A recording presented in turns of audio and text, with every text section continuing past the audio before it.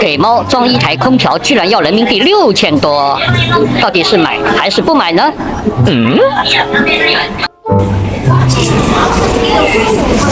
今天来到了大阪最大的电器城，给猫咪买个空调。夏天到了，太热了。找了足足20分钟，总算找到了这个商厦。今天人好多好多，因为是好像今天周五吧，周末人比较多吧。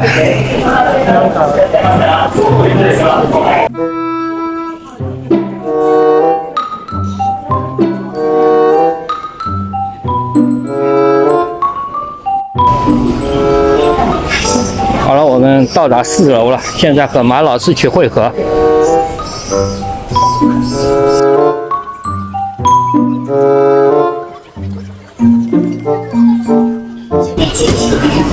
看看有没有搞活动啊？夏天到了，总是要搞活动的嘛。啊，空调柜到了，看看马老师在哪里啊？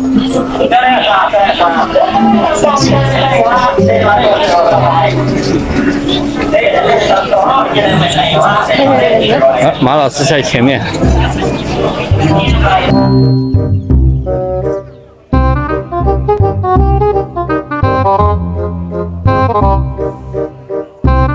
现在到柜台上去问服务员。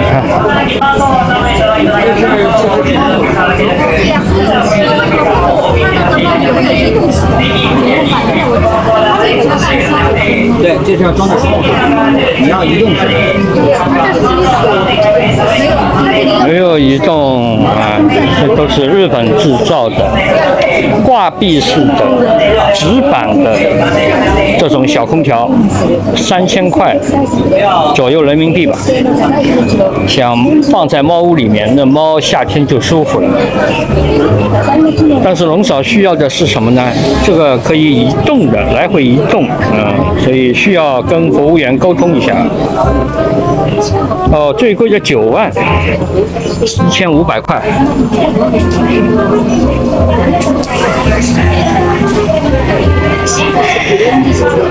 哎呀，站这一个位置坐一会儿啊，走累了。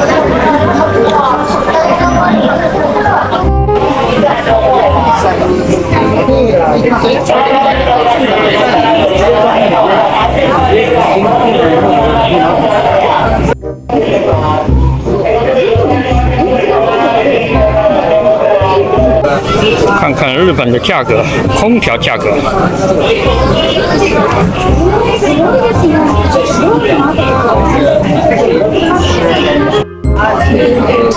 日本空调的特点，它的机身啊很长很宽的，你看，我们国内空调都是很薄的，这里就很宽啊，东西完全不一样，肯定不一样。我喜欢怎么说呢？我喜欢这个大金空调，这是30的，都是很厚的。そうなんです。1台で同時に何役もできちゃう。有说要看看龙哥的发型还是这个样子，长头发啊，就是那个头发稍微染了一下啊，看得清楚吗？日本的夏天是很热的，所以龙哥没办法，只能过来帮猫买一个空调，让它屋里待着，笼子里待着舒服。反正当时造猫屋的时候，没想到日本的天气会那么炎热，没考虑进去，所以呢没办法，后期要补嘛，要改嘛，亡羊补牢嘛。我这猫咪到了夏天，太阳光直射，很热很热，猫是受不了的，别说猫了，人都受不了，对吧？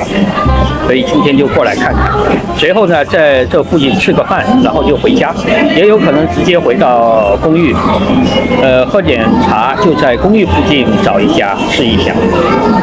最近2期呢，那个视频啊，龙哥说话有点大舌头，因为没办法，牙齿刚刚装好，不太习惯，还有磨合的阶段啊。门牙没了好几十年，现在装上了，连话都不会说了，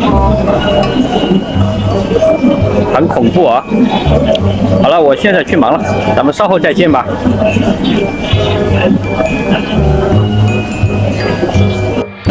过滤那个东西拿出来清洁呗。后来就看了这一款是冬天也可以用，冬暖夏凉，但是要常清洁。猫身上有很多毛，还有杂质，是吧？它搞着这个网兜上全是毛。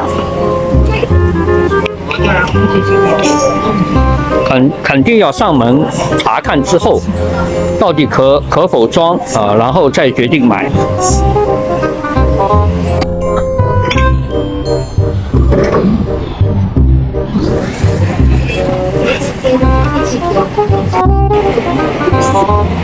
最后权衡下来，还是买一个制冷的。为什么呢？因为家里本来就买了一个取暖器，那猫屋呢，冬天就可以有取暖器来供暖啊。夏天最主要是夏天，猫受不了。最后呢，就是这个系列吧，买这个系列，因为这个系列是静音的啊，旁边呢比较吵。价格呢，也就相差那个500-600块钱，最后有可能会考虑，就是说让他上门看一下需要多大的功率，然后再第2次过来买，先预约吧，就是说，上门是需要付费的，不是免费的。这2个机器的价格呢，一个是63000，一个79000。现在他们做着商量啊，具体什么时候上门，或者是什么时候过来看一下什么时候装配啊，先要上门啊，对吧？所以就先这么着吧。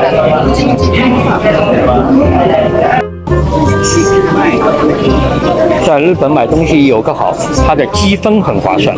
积分，比如说你卖1万日币就是1万积分啊，然后下次呢你可以换同等的商品，这挺好，很人性化。日本的小家电特别便宜，尤其是小的电子商品特别便宜，像这种血压计啊，也就200块钱人民币，稍微好一点的嘛，500-600块钱。所以我觉得，日本东西还是很便宜啊。我感觉啊，个人认为很便宜啊。